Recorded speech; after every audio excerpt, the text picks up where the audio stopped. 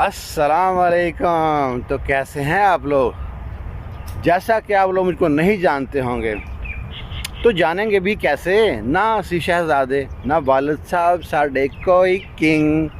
अच्छा जी, वीडियो बना ही इसलिए रहा हूँ ताकि आपसे जान पहचान हो जाए, आप हमसे प्यार बांटे रखना, मोहब्बतें बढ़ाई रखना, ताकि हम भी चार लोगों में नाम बढ़ा लें।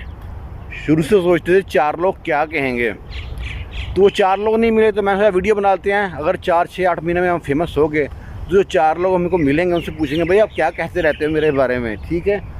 जैसा कि आप जानते हैं कि हमारा जो पाकिस्तान का प्राइम मिनिस्टर है वो कहता है मैं कोई भिखारी नहीं हूँ, मांगने नहीं आया। मैं भी वही कहता हूँ, मैं कोई भिखारी नहीं हूँ, मांगने नहीं आया।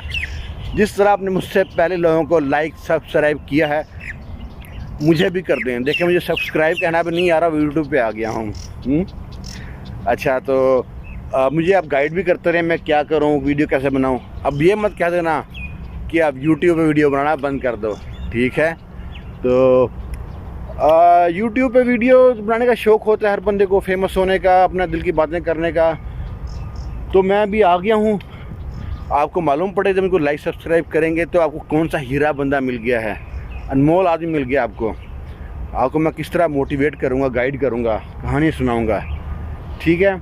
तो आप इनको लाइक सब्सक्राइब करें।